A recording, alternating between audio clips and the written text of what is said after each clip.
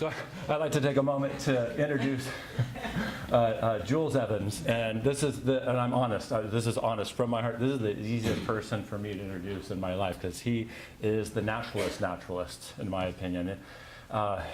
He's an expert in all different areas. He's a researcher, he's an educator, he's an author.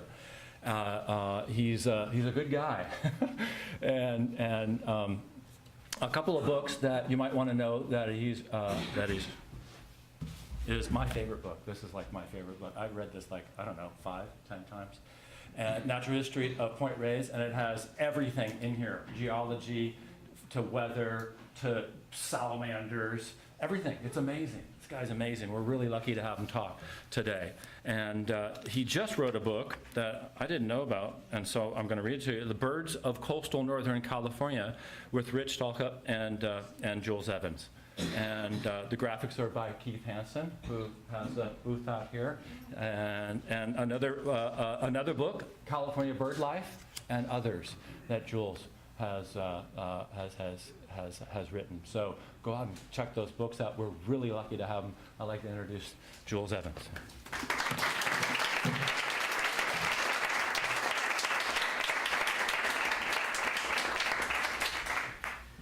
Thank you, Joe, and hello, everybody. Joe's always a hard act to follow, but I'll do my best. So this was billed as Osprey and Bald Eagle talk, but Bald Eagles are sort of make a cameo appearance. It's mostly about Osprey. And we've been, well, I'll go through the talk and try to bring you up to speed with what's going on with ospreys and bald eagles in the Bay Area. Let's see if I, oh, can you, yeah, change. This doesn't work, so I'm gonna have to get the changer, manual changer over here. As you probably all know, ospreys are fish hawks. They're obligate piscivores. All they eat is fish. And they're very adept at it. They're one of the most successful raptors as far as being able to capture prey of any. And this is just an example, next slide please, of catching a salmonid, big mouth bass, I guess. And look at the size of the critter compared to the size of the bird. And next slide please. And if I wish the light was a little darker, you could see the color in this, but this is just a variety of fish. They'll take small fish as well. Next slide, please. They're worldwide, they're cosmopolitan distribution, although this slide is a little confusing. The northern areas where they breed, this area here, and if this was in the right color, the southern areas where they winter. So for the most part, they're migratory, going from north to south. But they breed around the globe, essentially, except for the white areas in this slide. Next, please. And here's the North American distribution. You can see they're fairly northern through Canada. Can you see this little red dot here, everybody? They come down to Bay Area is about as far south as their continuous distribution extends on the west coast. There's a few breeding pairs now down around San Diego. San Clemente Island here used to have many pairs, but they've been trying to reintroduce them to San Clemente Island. I'm not sure how that's going. Next slide, please. And this, again, you can't see very well, but this is trying to show you the concentration of nesting. In the west, there's usually associated with large river mouths, reservoirs. There should be a dark area right around the Bay Area. This is a bit of a dated map. Next slide, please.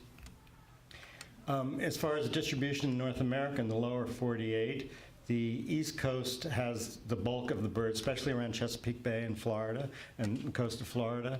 The northern tier states have about 20% of the population, and the western states, that is from British Columbia down to California, have about 30%. That's west of the Rocky Mountains. Next slide, please. I can barely see this, but this is supposed to be my cue. Let's see. Oh yeah, ospreys are very well studied birds, even for raptors, which are studied pretty well generally, because they're widely distributed. They're top predator in the ecosystem, one of the top predators in their ecosystems. They're relatively easy to find. Their nests are easy to see and locate. and there's little researcher impact. We do, well, I'll tell you about it later, but we do a study at Kent Lake where we're basically several hundred meters from any nest, but we can tell what's going on in the nest just from a distance because they're large and visible. And they're able to habituate to human activity. Sometimes you'll see nests right where there's a lot of human activity in parks and on duck blinds and things like that. And another reason they're so carefully studied is that in the 1960s, they started to notice along the Connecticut River, a researcher from Yale noticed that the population there was not reproducing. There weren't many young being reproduced from the nest, and that led to a series of investigations that found, that identified something was amiss, and that was pesticides, or I guess I should call it contaminants.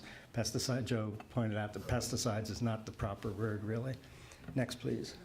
And there's been a lot written about ospreys, too. This is probably the most comprehensive book by Alan Poole, which was published in '89, so it only goes up to that point, and things have changed a lot since then. But if you're really interested in pursuing this further, highly recommend this book. Cambridge University Press, Ospreys. Next, please. So the cause, so ospreys declined for a long time in the early 20th century because of persecution. It used to be, fishermen resented ospreys because they caught fish. Pesticides were a problem later, and predation has probably been an ongoing problem, which is why they choose nest sites that are fairly free of mammalian predation, either very high in trees on top of telephone poles or on islands. Next slide, please. And as Joe mentioned earlier, the contaminants bioaccumulate at the top of the food chain, and this is a fairly simple diagram to show how it moves up through the food chain, and each successive predator or prey item gets more and more concentration of DDT in its body and ends up being very highly concentrated at the top of the food chain, called bioaccumulation. Next, please. This is one of my favorite naturalists is a guy named Leon Dawson, and wrote in the early 20th century. And this points out how persecuted the birds were. He felt it necessary to say that a cruel persecution is broken out in some quarters. Persecution is senseless as it is selfish.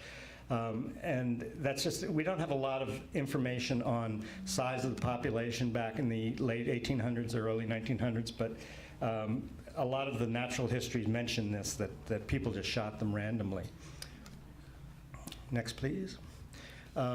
So the historic occurrence in California, where we're going to focus on in the rest of this talk, is we can tell just from the various avifaunal accounts that these guys were originally quite common and widespread in the state, but and prior to European arrival, that is.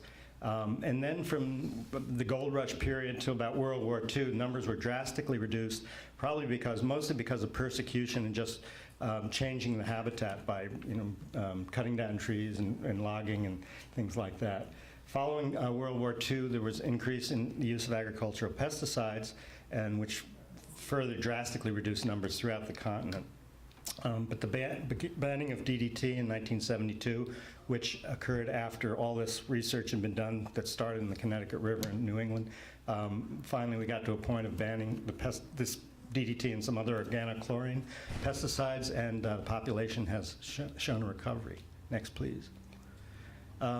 And this is just a sort of an object lesson or an example of the changes in land use and in the West, at least, that precipitated this decline in the osprey early in the century. And Vernon Bailey in 1899 recorded about 200 to 300 nesting pairs of osprey, a huge concentration in Tule Lake in the Klamath Basin.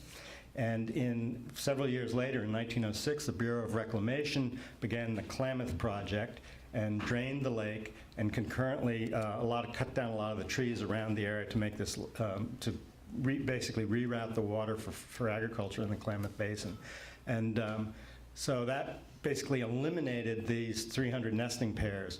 And currently the population in Oregon nests, about half of it nests in artificial structures, which is sort of one of the themes of this talk, which I'll get to in a little bit. Next slide, please. So the recovery subsequent to the banning of DDT was a result of land use practices, reservoirs being built, regulation of pesticides, and changing attitudes of the public. Osprey had been formerly considered vermin, and now they're considered special birds of prey, as most of you appreciate. And also, they've been able to adapt to artificial nest sites. Next slide, please. So the recovery had more to do than just it was sort of a confluence of events than just the regulation of pesticides or organochlorines. There was the changing cultural attitudes toward the birds of prey, which I've mentioned, changing land use practices, especially in the West, development of reservoirs and basically making habitat for them. And I won't get into that long thing. But, we think that changing fish populations too, although there's not a lot of evidence about how that has happened over time, but stocking fish populations in reservoirs particularly has certainly helped augment the populations. Next, please. So here's nationwide how the population has changed since that early 1970s when pesticides were banned. This is, of course, very rough numbers and estimates based on a lot of different surveys around the country. But 1981, 8,000 pairs. 10 years or 12, 13 years later, 14,000 pairs. And by early 2000s, there were up to 16 to 19,000 pairs. And there hasn't been another nationwide survey recently, but I suspect it's much higher at this point. Next, please. And here's an example. This is in Oregon along the Willamette River. The numbers of ospreys from when the ban of DDT started in the early 70s up to the current population size of several hundred birds. But you can see from the earlier avifaunal accounts by Gabrielson and Jewett that they were considered, by the 1940s, they're considered rare in Oregon. Next, please. So the rest of the talk is about research we've done in Marin County in the Bay Area. And the first part was just to get you up to speed on what's going on nationally. So we've been studying the osprey population at Kent Lake, which is up on the on the north side of Mount Tam, within Marin Municipal Water District lands for 31 years now. This is the 31st year, although we've missed a few years in there because of funding, lack of funding. Next slide, please. Kent Lake is sort of emblematic of what's happened throughout the West. The lake was built in, I think, the early 50s. Well, actually, first there was a fire in the watershed that killed a lot of redwood or damaged a lot of redwood and Doug fir trees, so there are a lot of snags existing in the watershed. And then in the 50s, they built Peters Dam and flooded a lot of the shoreline. You can see a lot of dead trees, tremendous number of dead trees around the shoreline of Kent Lake. Then they raised Peters Dam, I think in 1981, which brought the level of the lake higher, not this year, by the way, but in a regular rain year, brought the level of the lake higher and provided even more dead snags. So there was sort of an ideal situation for osprey. And the first nest that occurred there, I believe, is in the mid-1960s. A friend of mine who's a fisherman said he saw a nest there in the mid-60s, as his Water District rangers agree with that. And subsequently, the population has grown. Next slide, please. This is, unfortunately, the light in here doesn't show the color, but you could see that let's see if I can, the lake is about 4 miles long. And it's got a couple of arms that go off to the side. And the little dots here are osprey nests this year in 2014, which are about 25 nests that were actually active, another 25 that were either occupied or empty. So there are about 50 nests around the lake. And of course, there's variation year to year in how many birds are present, how many are occupying nests, and how many are active. Active means staying at the nest until incubation period. And we not had enough funding or time, really, to figure out how productive these nests are since about 2000. But in general, the population produces about two chicks per nest, which is enough to sustain a population. Next slide, please. So I'm going to go through the 3 decades that we've been studying to show the growth and plateauing and then decline of the population. This is the first 10 years, and there's a pretty rapid growth from about 11 nests up to nearly 30 nests in those first 10 years up until 1992. And think about this, the population is is aging through this time. In other words, the number of birds there were early nesters are getting older and older. Ospreys live to be about 20 to 30 years old, and they get more successful with experience, as most of us do, until they're a certain age, and then it kind of drops off, and they're not as successful at nesting. I'm sure you can relate to that. But this was very encouraging. The first 10 years, we just kept getting basically more nests every year. Next slide, please. The following decade, it was pretty stable. We had some good years, as you can see. I think 1994 we got up to nearly 50 nests, and then some bad years. But it was kind of a jigsaw or zigzag pattern. But statistically showed that the population was fairly stable through about 2000. And we stopped. Because we thought that was the case in 2001, we stopped surveying, or the Water District stopped funding us to survey the population. Next slide, please. But then in 2003, we convinced them that it might be a good idea to have a longer-term data set. And so from 2003 actually, to the present, 2014, we've been monitoring the population, and it's declined somewhat. Now remember, this is Kent Lake. There are satellite populations around the Bay Area that I'll talk about in a minute.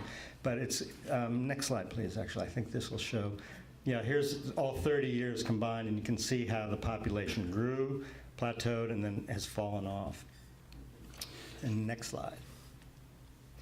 So Kent Lake is again, the color is not perfect here, but it's on the backside of Mount Tam, as I said. And there's another population around San Francisco Bay. These are green dots showing nests, which I'll talk about more in a moment. And then there's Inverness Ridge has nests as well. Kent Lake, again, was the founding colony in the mid-60s. Inverness Ridge was founded in the mid-70s, and with a few nests, one down around Five Brooks, some around Inverness, but has grown steadily since then. So it's kind of Kent Lake, if you use that as a template for the growth and decline of a population. Inverness is about a decade behind Kent Lake, and it's going to be interesting to see how this population, or this subpopulation, evolves over time. And around San Francisco Bay is a newer phenomenon. Next slide, please. But one of the reasons we've seen, or one of the reasons we think we've seen decline at Kent Lake is in 2008, the first pair of bald eagles showed up. In fact, it was the first, this is, again, the color's off, but this is an adult bald eagle who decided to take over an osprey nest, which is in the middle of this redwood. And that first year was the first record we had, actual record of nesting a bald eagle in Marin County. And every subsequent year, they've nested in the same tree and raised 2 young. So over the last, they've raised probably 17 or 18 chicks. And we're starting to see more bald eagles around the Bay Area. Next slide, please.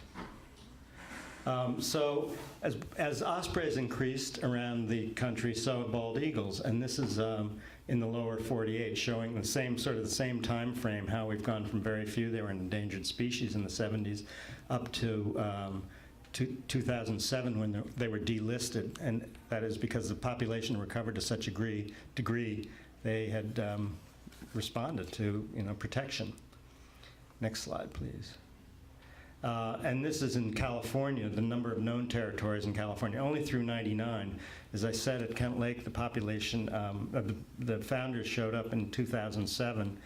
Oh no, this is wrong down here. That's that should say 1999. But you can see the trends continued, getting more and more bald eagles, which has, like everything else in life, it's a double-edged sword. It's good for the eagles, maybe not so good for the osprey. Next, please. Because eagles are pirates, essentially. They nest in the osprey colony, like the one at Kent Lake, and when the osprey brings carrying the fish into the lake from wherever he's been foraging, the eagle's there waiting to chase him. Of course, there are 30 osprey nests and 1 eagle nest, so the ospreys have a fighting chance. But I'd like to think the eagles sort of keep the ospreys strong. In other words, they select for the most agile, strongest birds in the colony, and usually defeat the youngest and least experienced birds by stealing all their food. Next, please. But that's a young eagle. The bald eagles, by the way, are all dark when they first get out of the nest. So it takes them about 4 years to reach full adult, that common white-headed plumage we're used to. Next, please. So concurrent with our study in Kent Lake, some other fellows, Tony Brake particularly, and Harvey Wilson, with the help of some others, started noticing in the mid-'90s, or actually late '90s, started noticing osprey nesting around San Francisco Bay.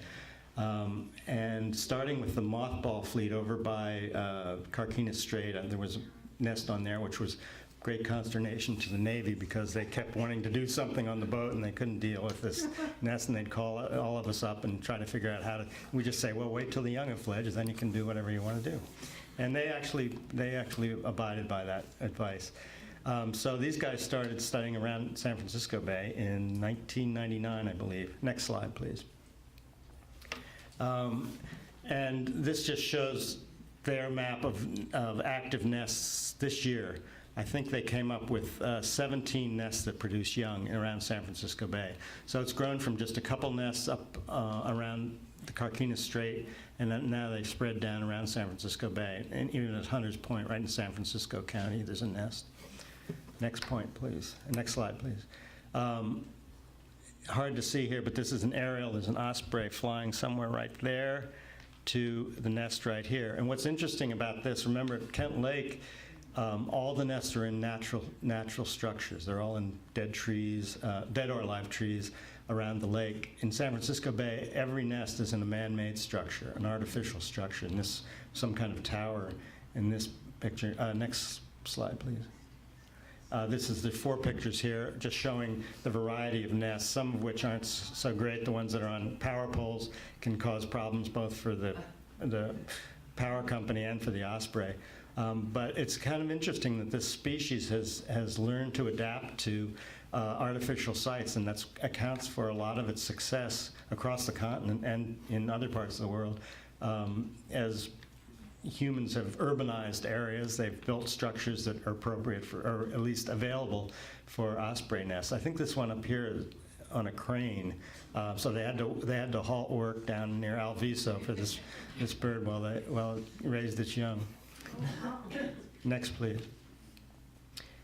So in summary, I'll just go over this, what I've said pretty much already, that historically the birds were apparently common in California, although we don't have any very good data in the 19th century, but they were relatively rare in the San Francisco Bay Area. Some of the shell middens, for example, out of Emeryville, have no osprey. They have bones of a lot of birds, a lot of hawks and eagles and shorebirds, but no osprey bones, and we sort of use that as evidence that maybe they weren't so common in the Bay Area, or prehistoric Bay Area. And persecution and contaminants caused declines throughout their range into the mid-20th century. The banning of DDT in '72 reversed this decline, along with other factors like changing social attitudes, which is very important, I think, and creation of reservoirs, which made more habitat available, land use practices, and adaptation to artificial nesting structures. And numbers have increased throughout the range of North America and Europe in the mid-'70s. And the local population was founded at Kent Lake in the mid-'60s. Next slide, please, Joe. And in Inverness Ridge in the mid-'70s, bald eagles arrived in 2008, and San Francisco started a colony in the late 1990s. The current population is so. We look at Kent Lake and you see the decline in the population, maybe it's cause for concern, but it depends on how you identify a colony. I think of a colony as the whole Bay Area. So there's Inverness Ridge, there's San Francisco Bay, and there's Kent Lake or Mount Tam, and altogether we have about 70 nesting pairs. So those satellite colonies have grown as the Kent Lake colony has contracted a little bit. So I think it's still a healthy population. They're raising more than 2 chicks per nest or just under 2 chicks per nest on average. And it's all good.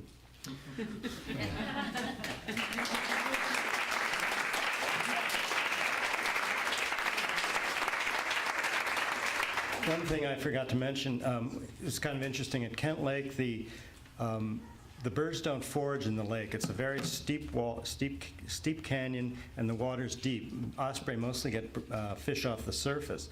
So these guys are commuting from Kent Lake to San Pablo Bay, to Tamales Bay, to Bolinas Lagoon. Bolinas Lagoon's probably the closest foraging site for them, which is about 8 kilometers, I think, over the ridge. We figured that out when we never see them diving in the lake, and we see them coming over the ridge to the nest carrying fish. So it's kind of an interesting phenomenon.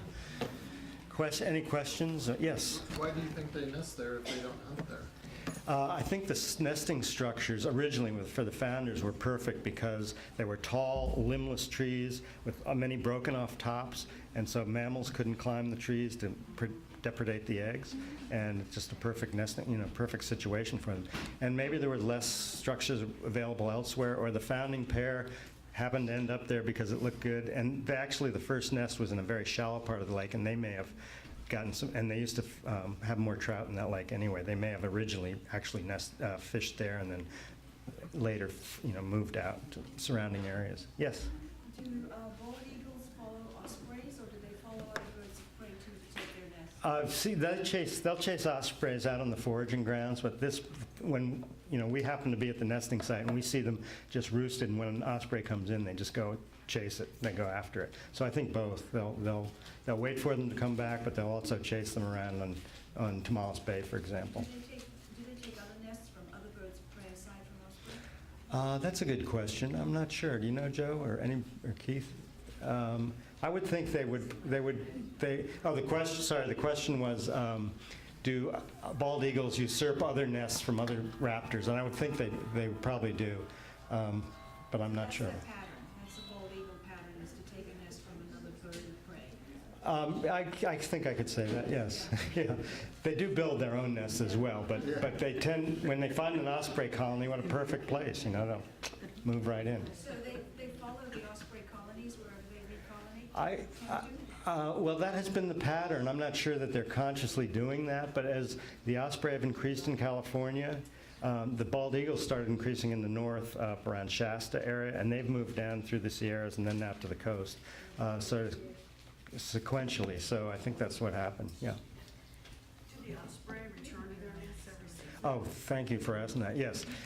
These birds are very site-specific and tenacious, so they do come back to the nest every year.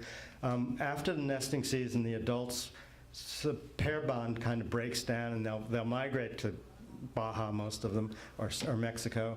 But then the male comes back first to the same site, assuming he survived, and he'll start sky dancing around the nest, and then the female comes a couple weeks later and it comes attracted back to the nest. And it's usually, if they both survived, it's the same pair. If not, he's not picky. He'll take another female who comes in. Any other questions? Oh, yes. This increase in population, which sounds like good news, is entirely natural. You or other groups are not planting. Good question. Unlike, right. birds or The question was if this is a natural increase in the population. And some birds of prey, like condors, of course, and even bald eagles and peregrine falcons, were so critically endangered that there have been huge efforts to reintroduce them to places, raise them in captivity and reintroduce them, or hack them, as they call it. And with the osprey, that never became the case. This is all natural growth. The population didn't get as low as it did for those other species originally. Yes? Or either one? Yes, you. What do the first year fledglings do? Do they migrate south as well? Good question. Well, two things. First of all, we're seeing more birds overwintering here than we used to. And they're mostly males. And you can tell the male is a little smaller than the female and doesn't have a necklace like the female does.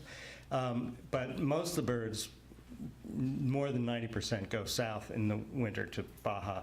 And what was the rest of the question? I'm sorry. No, that was mainly it. Yeah. Whether they took off, because there's several nests that I watch. Yeah. It seems like now there's. Yeah, and they're gone from the nests now, and they're out some are out foraging on the bays, but most of the numbers leave by the end of September, right about now. Yeah.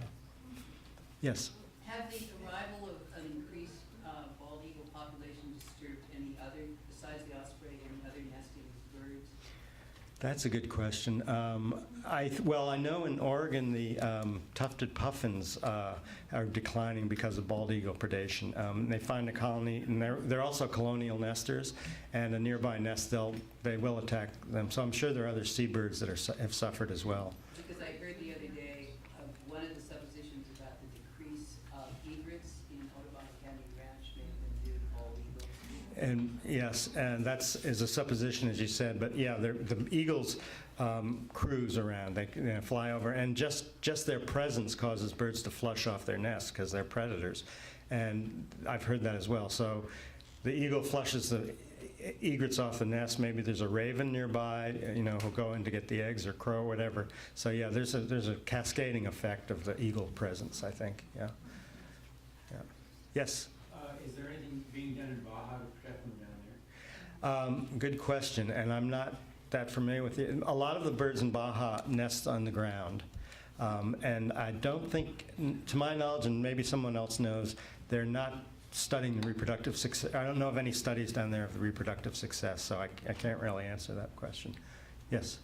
Do the osprey and the great blue herons compete for the same territory? Would an osprey attack a great blue heron? That's another good question. I don't think they're very sort of passive. They don't really attack other birds. They're too busy fishing. And osprey pretty much eat shallow water fish that are larger than what the herons take, like flounder and even top smelt, things that herons don't go after. Herons like little sculpin and things like that. So it's a different prey base, I believe. Possibly an eagle kill a great blue heron? Oh, yeah. Yeah, we've seen, yeah, they do. And I'm not sure, what the story is there, but they have taken great blue herons. Yes? We have great blue herons and ospreys pretty nicely coexisting in Haro Island, right? Right. Yeah, but they have taken them. But yeah, they do coexist, yes. As they do with the osprey. Thanks very much, everybody.